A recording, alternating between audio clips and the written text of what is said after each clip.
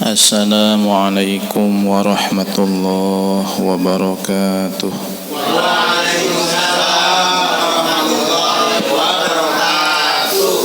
Alhamdulillahi rabbil alamin. Wassalatu wassalamu ala ashrafil anbiya'i wa imamil mursalin Sayyidina wa maulana Muhammadin wa ala alihi wa sahbihi ajma'in. Ashhadu an la ilaha illallah wahdahu la syarika lah wa ashhadu anna sayyidana Muhammadan abduhu wa rasuluhu la nabiyya ba'dah. Amma ba'du, nawaitu ta'aluma wa ta'lim wa tadhakkura wa tadhkir wa naf'a wal intifa' wal ifadata wal istifadah wal hasa ala tamasuki bi kitabillah wa sunnati rasulillahi sallallahu alaihi wasallam wa du'a ilal huda wa dalalata ala al khair ibtigha'a wajhillah wa mardatihi wa qurbihi wa thawabihi subhanahu wa ta'ala wa man nawa bihi masyayikhuna wa ma'alim Allah subhanahu wa ta'ala min solihin niyat. As'alullah subhanahu wa ta'ala an yaj'alana wa iyyakum minal ulama'il amilin al-faizina bi'ilmil yakin wa 'ainil yakin wa haqqil yakin ma'al lutfi wal afiyah.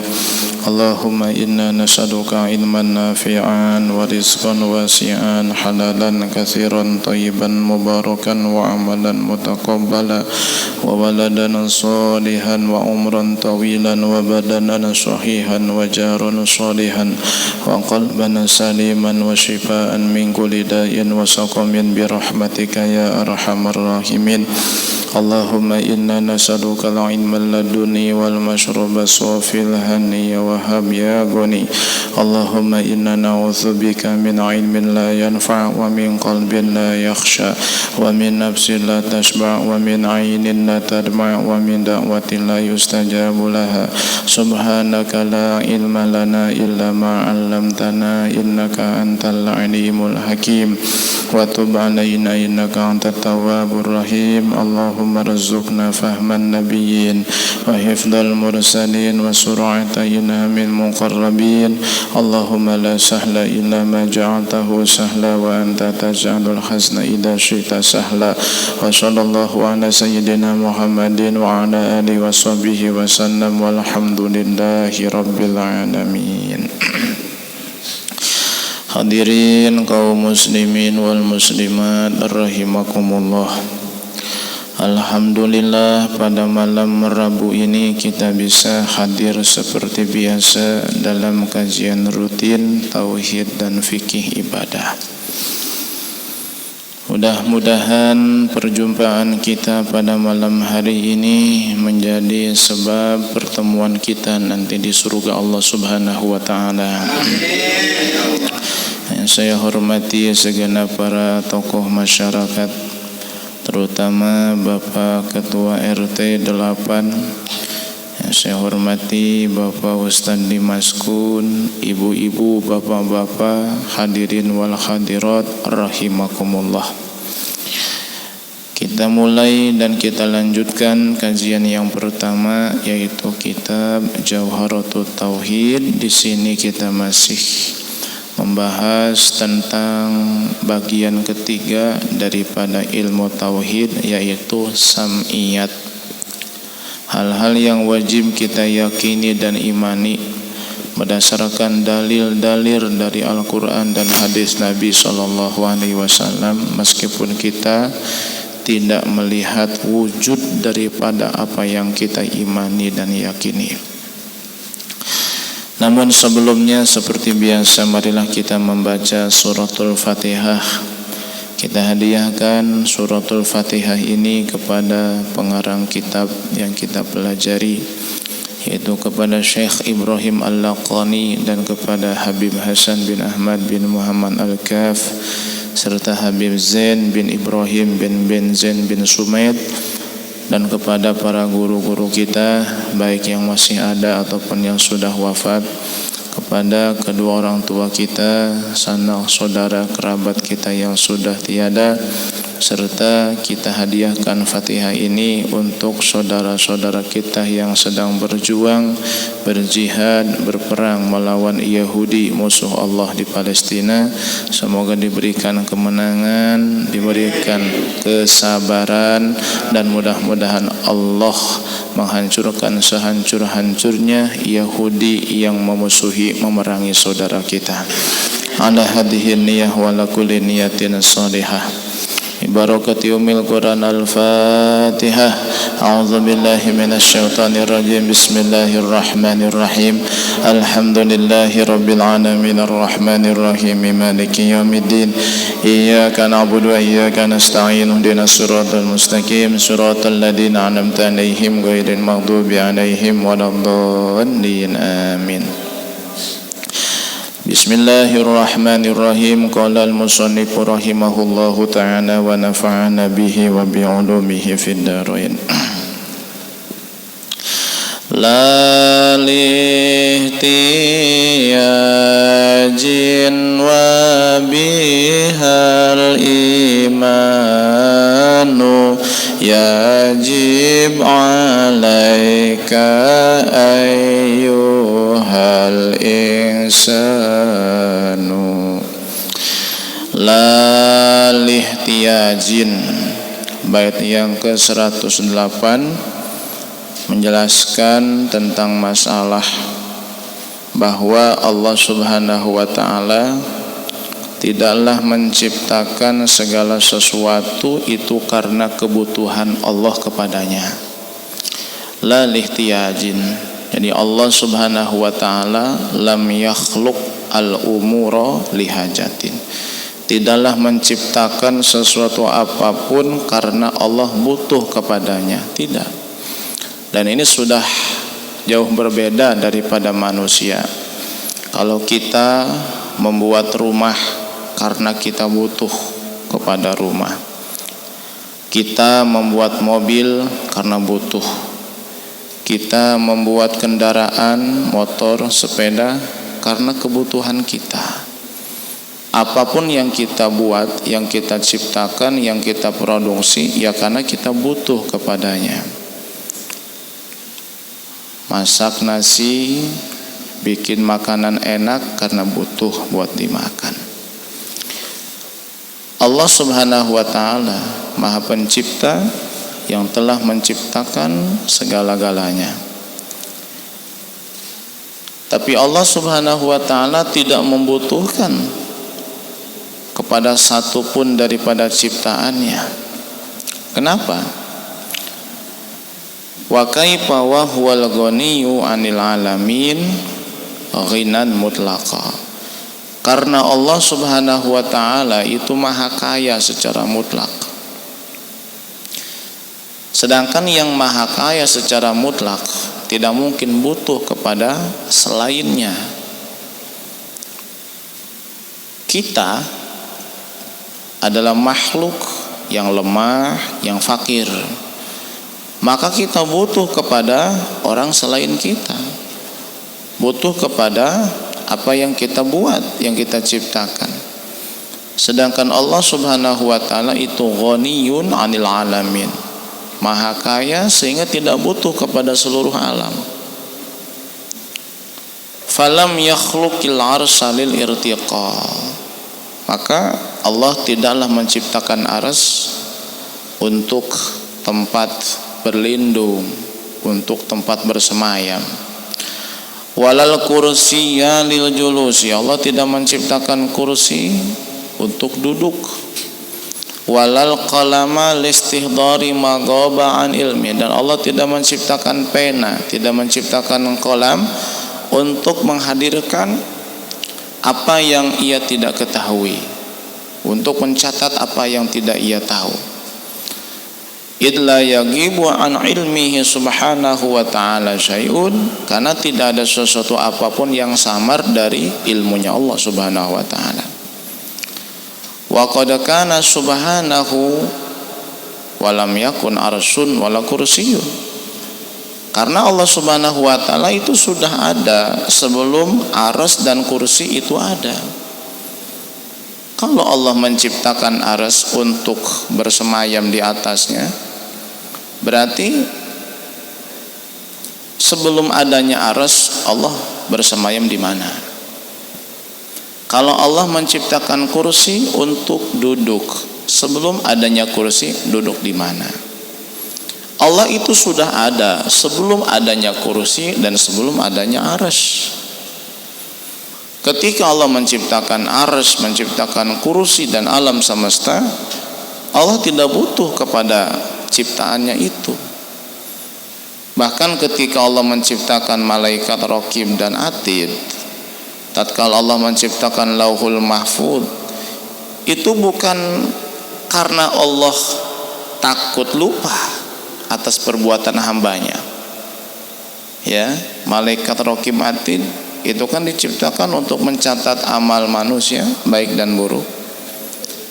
Bukan berarti Allah itu takut lupa hingga menyuruh dua malaikat mencatat amal manusia. Tidak ada sesuatu apapun yang luput daripada ilmunya Allah Subhanahu wa taala. Jadi Allah itu menciptakan apapun, saya bilang apapun tanpa terkecuali, itu bukan karena Allah butuh kepada ciptaannya, tapi karena ada hikmah yang kembali kepada ciptaan itu sendiri. Jadi Allah menciptakan manusia, lalu Allah menciptakan langit dan bumi, ya agar manusia mengambil manfaat daripada langit dan bumi. Allah menciptakan manusia, Allah menciptakan udara agar manusia mengambil manfaat daripada udara. Begitu. Allah menciptakan malaikat pencatat amal baik dan pencatat amal buruk. Ya, adalah agar malaikat itu dengan melaksanakan perintah Allah mencatat amal baik dan buruk yang mendapat pahala. Karena malaikat merasa nikmat di dalam melaksanakan perintah Allah Subhanahu wa taala. Nah, inilah hal yang sangat penting ya, termasuk dasar di dalam ilmu tauhid, bahwa Allah menciptakan sesuatu itu tidak ada satu motif yang mendorong Allah untuk menciptakan sesuatu. Beda dengan kita. Kita nih kalau berbuat sesuatu, melakukan sesuatu, menciptakan sesuatu, pasti kan ada motif. Ya. Saya kalau jalan dari rumah ke musola capek, ngumpulin duit buat beli apa? Motor. Ini ngumpulin duitnya kan ada motif buat beli motor. Seandainya jarak rumah ke tempat kerja, jarak rumah ke masjid dekat cukup dengan jalan, kayaknya nggak nabung. Ngapain nabung? Pengen ke jauh ada angkot, nggak perlu beli motor. Nah itu kan, jadi motif nabungnya nggak ada, akhirnya nggak nabung, begitu. Oh, nanti kalau saya udah tua nggak bisa ngapa-ngapain, sakit-sakitan, kalau nggak ada yang ngerawat nanti bagaimana? Akhirnya kan menikah, nah begitu.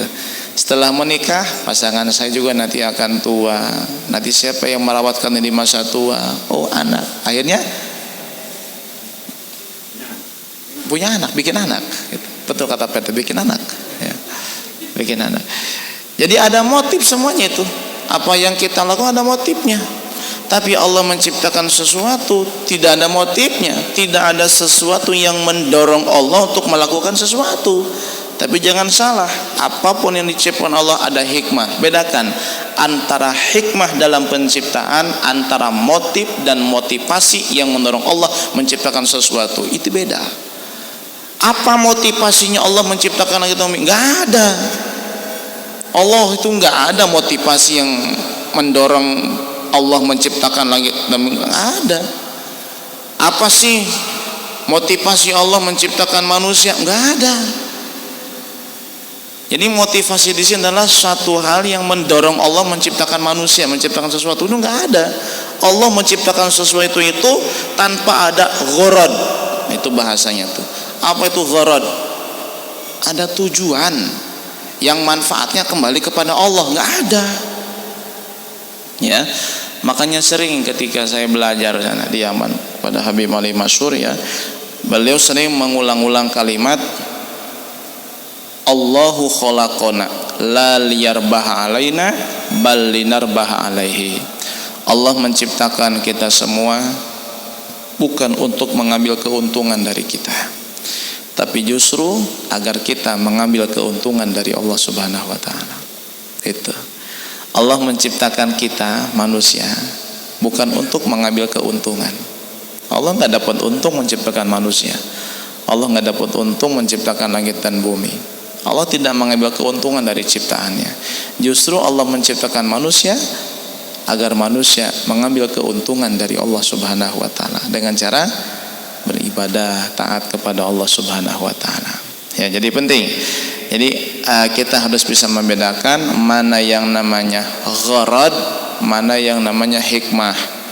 Ya, apa hikmah diciptakan manusia itu lain lagi, ya. Hikmahnya untuk ibadah sebagai khalifah di muka bumi, untuk memakmurkan bumi, begitu. Apa hikmahnya Allah menciptakan Nabi Muhammad sebagai kasih sayang untuk seluruh alam? Itu hikmah itu, ya. Dan apapun yang Allah ciptakan pasti ada hikmahnya. Paling terkadang kita yang belum tahu apa hikmahnya. Ya, ketika Imam Syafi'i ditanya, kami mendengar bahwa Allah menciptakan sesuatu pasti ada hikmahnya. Tolong sampaikan kepada kami wahai Imam Syafi'i, apa hikmah Allah menciptakan lalat? Apa hikmah Allah menciptakan lalat? Coba pikir, apa hikmahnya? Apa manfaatnya lalat? Mengurai ini bangkai-bangkai. Kan bangkai yang di tanah nggak ada lalatnya, tapi bisa terurai. Ya. Kata Imam Syafi'i, mudhillatan lil muluk. Allah menciptakan lalat, di antara hikmahnya adalah menghinakan raja-raja yang sombong. Raja yang sombong, orang mau berbicara kepadanya saja takut, gemeter. Lalat habis hinggap di tai kebo, tai ayam, hinggaplah di mahkotanya raja. Itu kan menghinakan raja. Kata Imam Syafi'i, Allah menciptakan lalat untuk menghinakan raja-raja yang sombong. Begitu. Nah, itu hikmah. Kalau gharad nggak ada. Apa gharad? Motivasi. Apa sih yang mendorong Allah menciptakan langit bumi? Nggak ada. Maka ngomong itu jangan salah. Jadi ceramah, ngajar ngaji itu nggak mudah sebetulnya. Kepleset lidah bahaya itu. Emang kalau tidak sengaja nggak apa-apa, tapi cara menyampaikannya itu mungkin terdengarkan biasa. Apa sih motif Allah menciptakan langit bumi? Itu kan pertanyaan biasa ya. Tapi kalau kita kaji, itu pertanyaan sesat itu. Kenapa sesat? Karena kalau bicara motif berarti ngambil keuntungan dong. Sesuatu yang mendorong Allah. Berarti kalau mendorong Allah berarti ada sesuatu kekuatan yang lebih dahsyat daripada Allah Subhanahu wa taala. Maka jangan salah ngomong, ya. Jadi enggak mudah sebetulnya namanya tabligh, ceramah, ngajar, sulit sebetulnya itu, ya. Kenapa? Karena kadang ada bahasa-bahasa yang terdengarnya biasa, tapi setelah dikaji ini sangat fatal, berbahaya. Seperti zat Allah Subhanahu wa taala. Ini istilah zat nggak boleh diganti dengan fisik, dengan bentuk, nggak boleh. Ya. Ada yang menyampaikan tentang sifat Allah ketika mengatakan zat Allah, ia mengganti istilah zat dengan fisik Allah. Ya nggak boleh.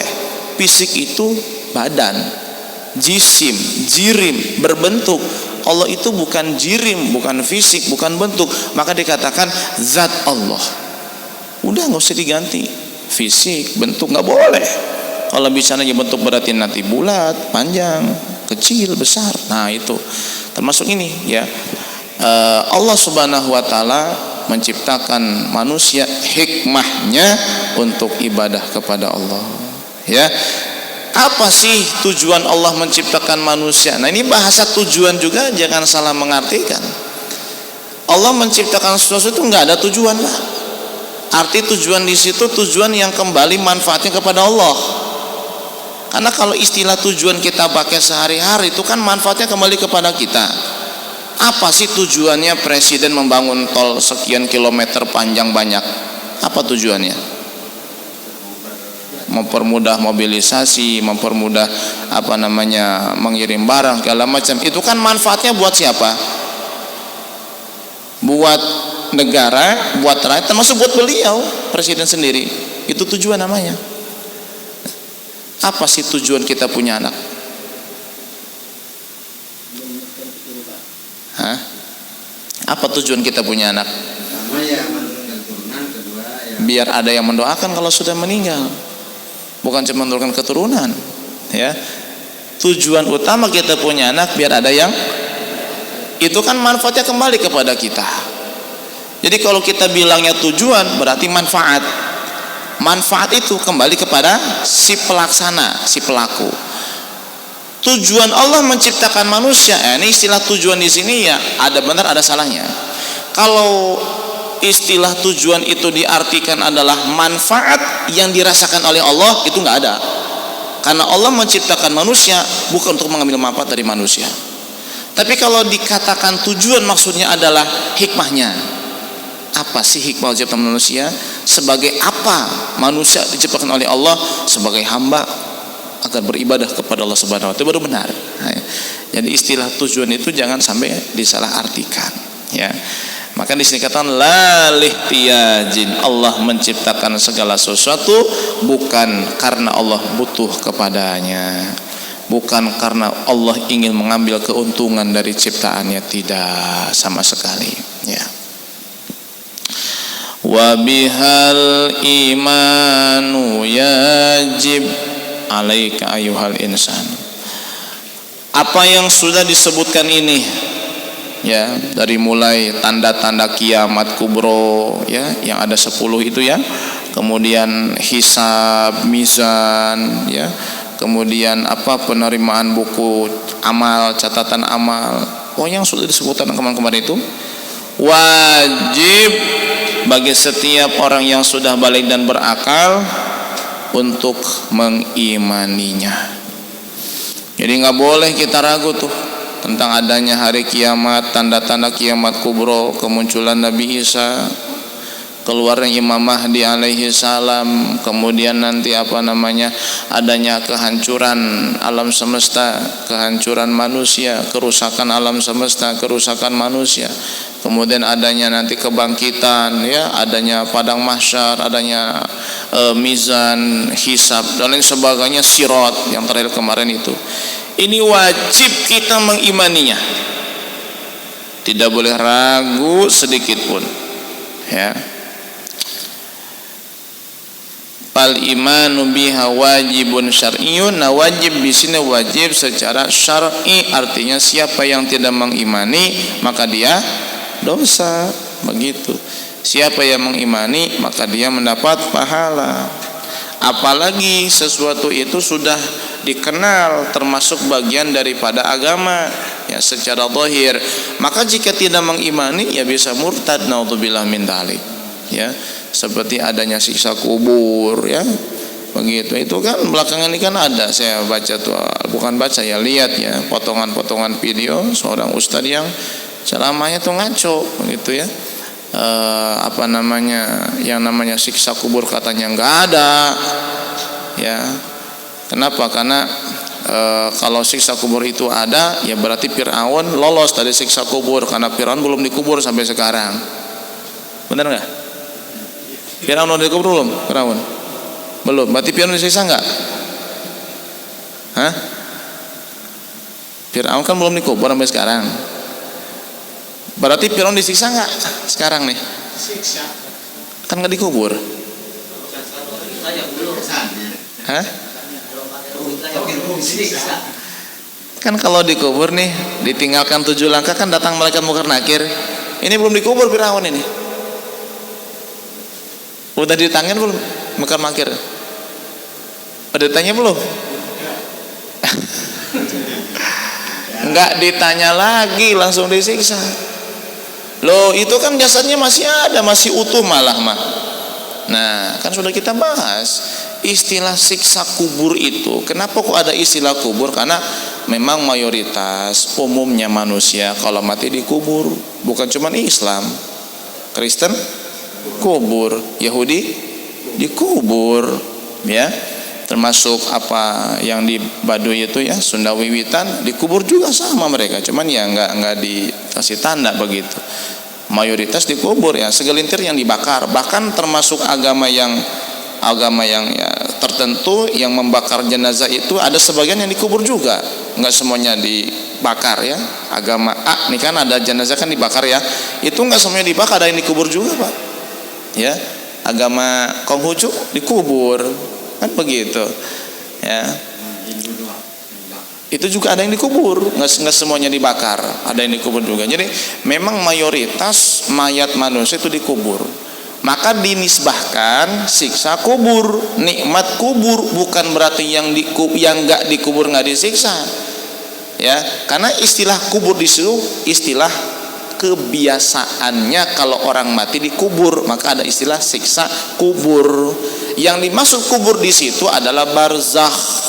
Jadi siksa kubur, nikmat kubur maksudnya siksa dan nikmat di alam barzakh. Fir'aun sudah ada di alam barzakh disiksa.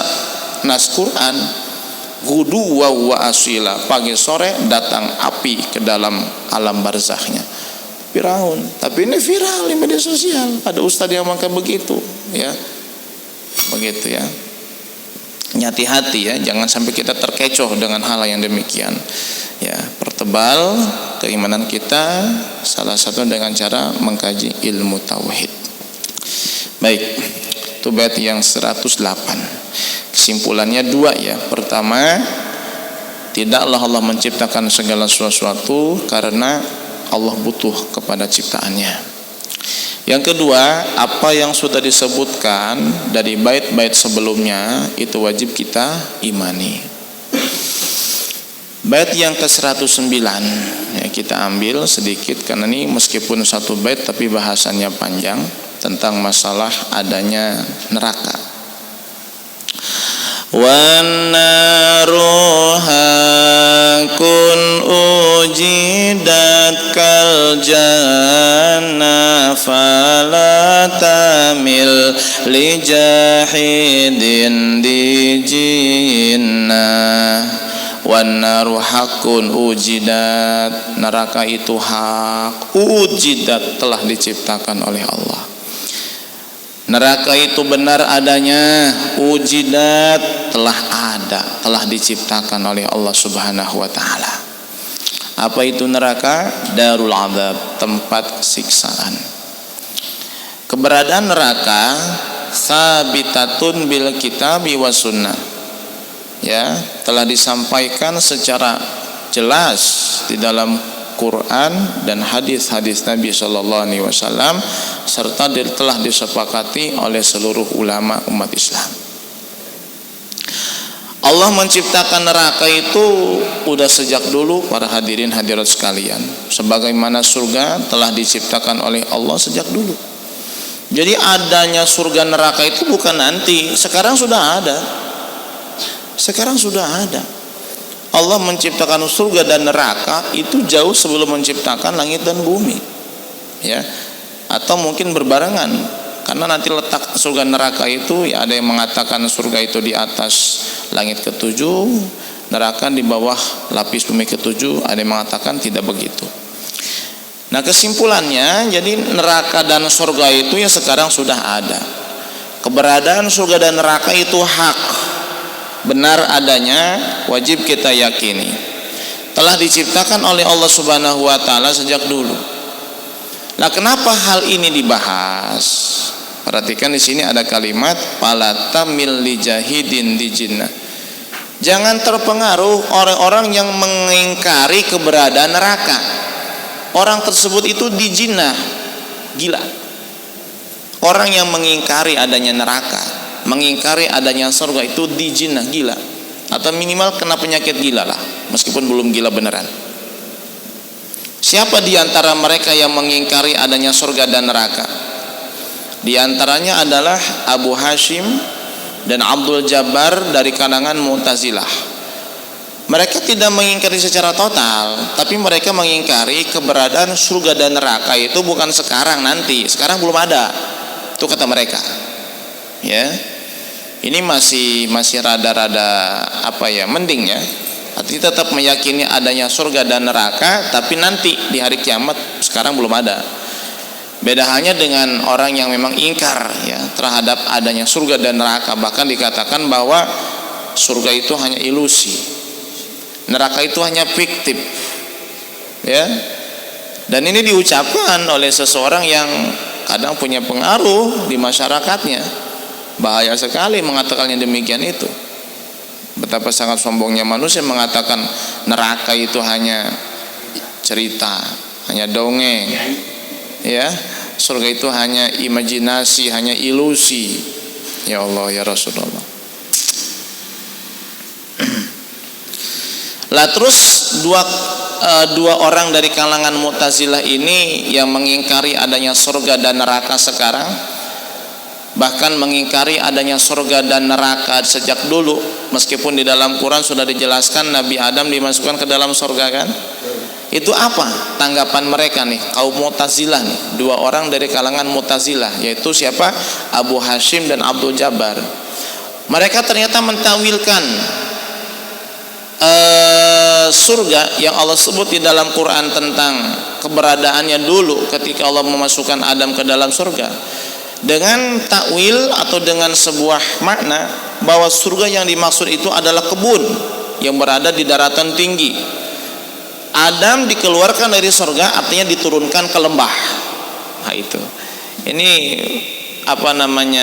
takwil yang sesat ya, yang disampaikan oleh kaum Mu'tazilah. Nah, kenapa saya sampaikan ini? Takut nanti, karena kan zaman media sosial, orang itu sekarang punya paham nyeleneh apapun pasti dinampakkan di media sosial, biar viral, biar ada pengikutnya. Takut ketemu orang yang mengatakan yang semacam ini, jangan kaget.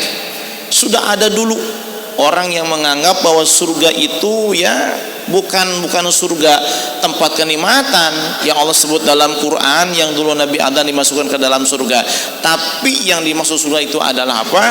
Kebun yang rindang, yang subur, penuh bunga, penuh buah, tanaman segala macam, terletak di daratan tinggi kayak di puncak.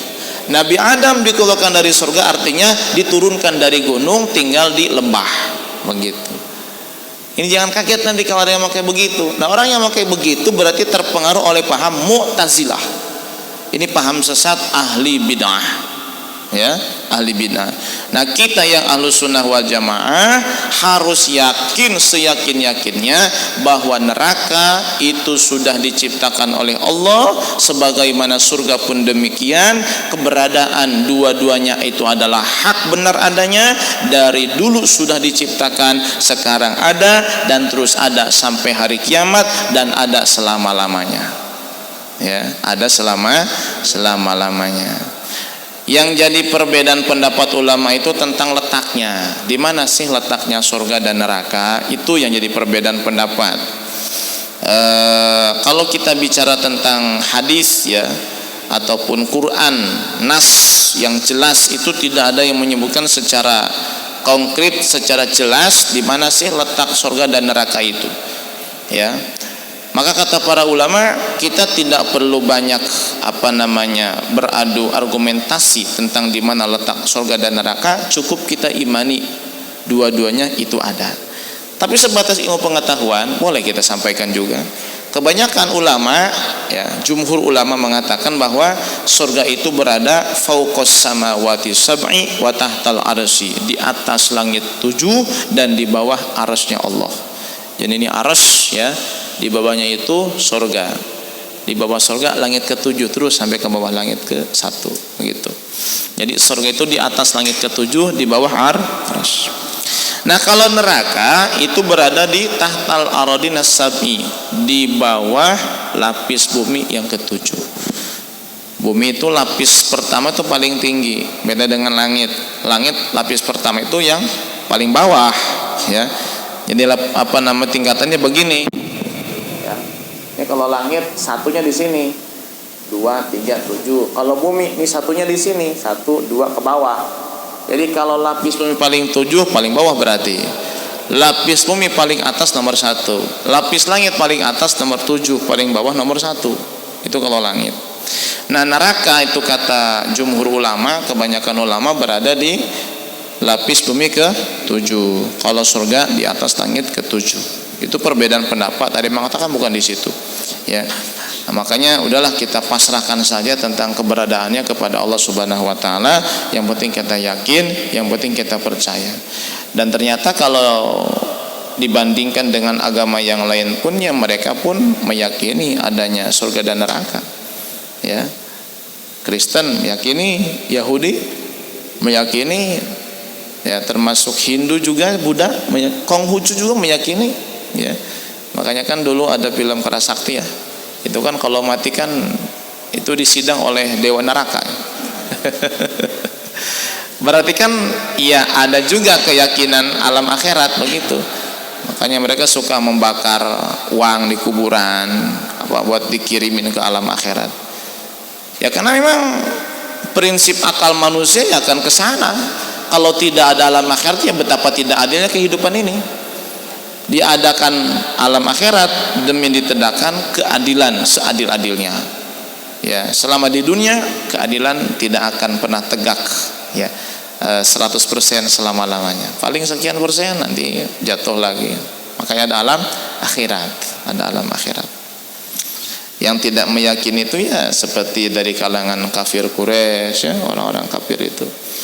Kemudian dari kalangan ateis yang tidak meyakini, tapi kebanyakan agama meyakini adanya alam akhirat. Makanya orang yang minimal beragama lah ya, begitu.